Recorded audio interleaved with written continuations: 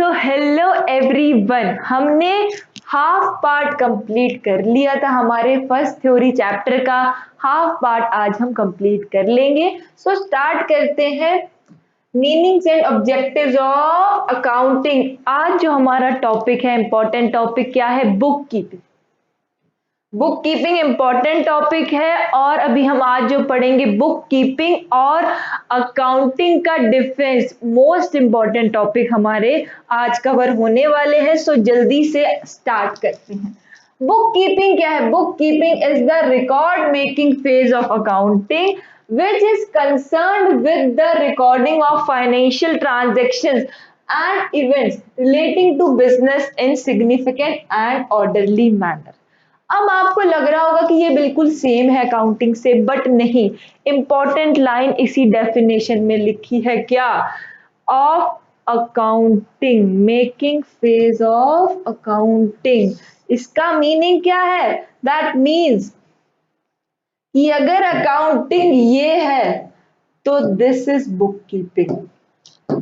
अगर अकाउंटिंग हमारे पास इतना है तो this part is book keeping. इतनी बात क्लियर हो गई हमें? अब देखते हैं बुक कीपिंग के बारे में और बातें कि बुक कीपिंग रियलिटी में है क्या। बुक कीपिंग है सिंपली रोज की ट्रांजैक्शंस को रिकॉर्ड करना। सिंपली रोज की ट्रांजैक्शन को रिकॉर्ड करने को बुक कीपिंग कहते हैं।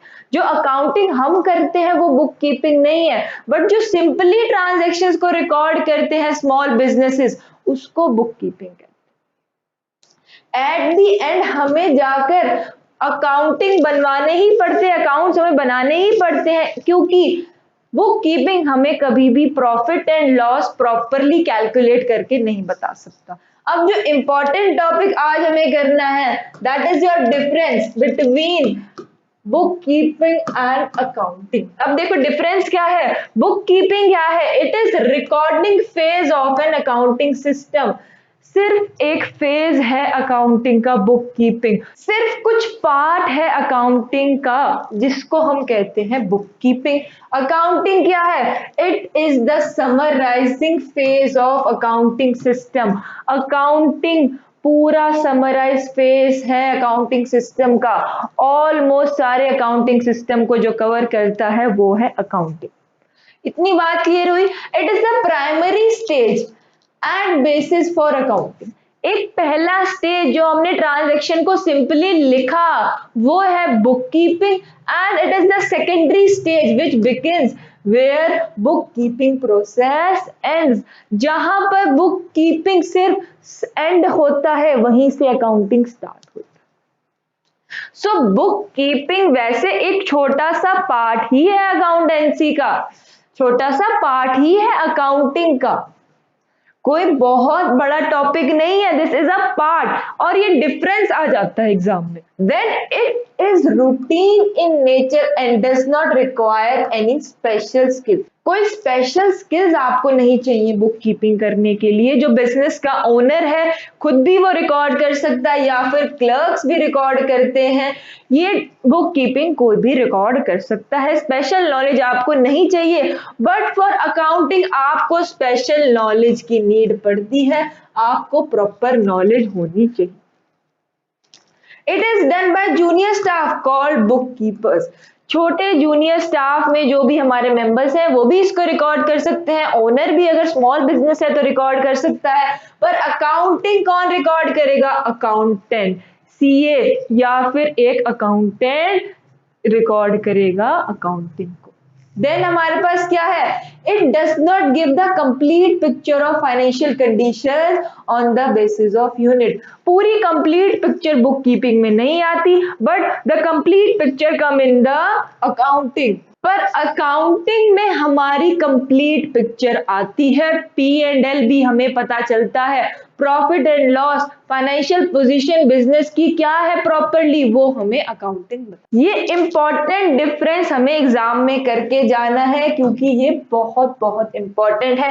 नेक्स्ट हमारे पास क्या है, ब्रांचेस ऑफ अकाउंटिंग। अकाउंटिंग की और कौन कौन सी ब्रांचेस है, फाइनेंशियल अकाउंटिंग, जो अकाउंटिंग हम लोग पढ़ रहे हैं, जो हमारी बुक है, that is financial accounting. Then financial accounting क्या है, it is that subfield branch of accounting which is concerned with the recording of business transactions of financial nature in systematic manner to ascertain the P&L of the accounting period and to represent the financial position of the business। Financial accounting हम जो पढ़ रहे हैं, जो हमारी book है, वो क्या कहती है कि आपको बिजनेस की सारी ट्रांजैक्शन रिकॉर्ड करनी है और एंड में उसकी फाइनेंशियल पोजीशन हमें बतानी है, ये कहती है हमें financial accounting. Then next part हमारा कौन सा है, कॉस्ट अकाउंटिंग।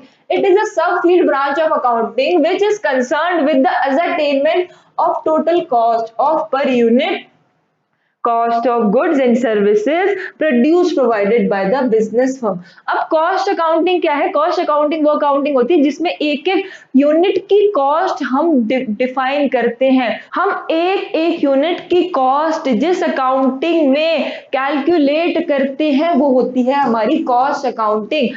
कॉस्ट अकाउंटिंग में कौन सी होती है, जो बिजनेस के फर्म के अंदर यानी कि जो फैक्ट्री के अंदर जो प्रोडक्ट प्रोड्यूस हुआ उसकी एक प्रोडक्ट की क्या कॉस्ट है, ये हम पढ़ते हैं कॉस्ट अकाउंटिंग में।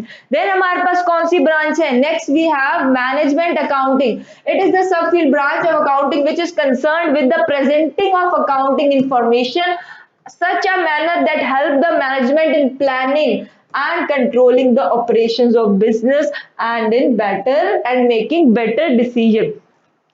ये वाली अकाउंटिंग कौन सी है, ये अकाउंटिंग वो है जो बिजनेस को डिसीजन मेकिंग में हेल्प करता है, जो बिजनेस की मैनेजर्स यूज करते हैं, वो होती है management accounting. Next we have tax accounting. Tax accounting कौन सी है, this is the branch of accounting which is used for tax purpose is called tax accounting. Income tax and sale tax are computed on the basis of accounting. अब क्या है, tax हमें देना है, tax देने से पहले इनकम कैलकुलेट करनी पड़ेगी। अब जो इनकम हम कैलकुलेट करते हैं या फिर जो टैक्स पे करने से पहले हम अकाउंट्स मेंटेन करते हैं, कैसे करते हैं, थ्रू टैक्स अकाउंटिंग। इतनी बात हमें क्लियर हुई। नेक्स्ट आते हैं सोशल रिस्पॉन्सिबिलिटी अकाउंटिंग। हमारी जो सोशल रिस्पॉन्सिबिलिटी है टुवर्ड्स द सोसाइटी, उसके लिए भी हमें एक अकाउंटिंग करनी पड़ती है। That is the society provides the infrastructure and all the facilities without which business cannot operate at all, hence the business also have the responsibility of society। social responsibility accounting is the process of identifying, measuring and communicating the contribution of business to society।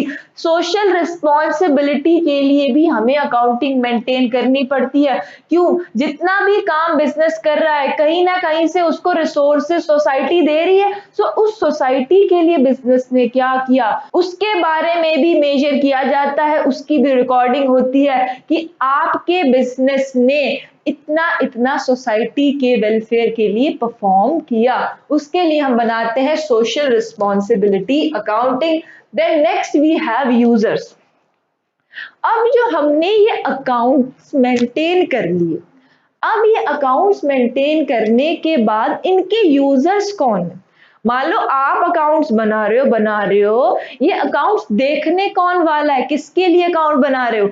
ये users देखो दो type के होते हैं, एक तो होते हैं हमारे इंटरनल यूजर्स, जो यूजर्स हमारे बिजनेस के अंदर है, और एक्सटर्नल यूजर्स जो हमारे बिजनेस के बाहर हैं, वो हमें बेनिफिट देने वाले हैं। ध्यान से सुनना, एक्सटर्नल यूजर्स हमें बेनिफिट देने वाले हैं, इसीलिए हम उनके लिए प्रिपेयर करते हैं क्या, अपने टोटल अकाउंट्स, बैलेंस शीट। वो बैलेंस शीट में से, फाइनेंशियल पोजीशन में से देखकर ही बताते हैं कि इनको लोन दिया जाए या नहीं। हमारे पास काफी सारे हैं, देखते हैं आउटसाइडर्स कौन से हैं और इनसाइडर्स कौन से हैं। देखो सबसे पहले क्या है, इंटरनल। इंटरनली आपके अकाउंट्स का यूज किसको है, इंटरनली यूज है, ओनर को सबसे ज्यादा यूज तो ओनर को है। क्यों? क्या इंफॉर्मेशन मिलने वाली है उसे? Return on their investment, financial health of their company. Owner को भी तो अपनी फाइनेंशियल हेल्थ के बारे में नॉलेज चाहिए, तो उसको सबसे पहला बेनिफिट होने वाला है अकाउंट्स का। देन मैनेजमेंट, जिसको सारे डिसीजंस लेने हैं फॉर द बिजनेस, उसको बहुत ज्यादा फायदा होने वाला है हमारे अकाउंट मेंटेनिंग का। So to evaluate the performance, to take various decision, performance को चेकआउट करके ही वो डिसीजन लेने वाले हैं। सो उन्हें अकाउंटिंग बहुत बेनिफिशियल है। देन नेक्स्ट हमारे पास क्या है? External users. एक्सटर्नल यूजर्स हमारे कौन से हैं? Investor and potential investor.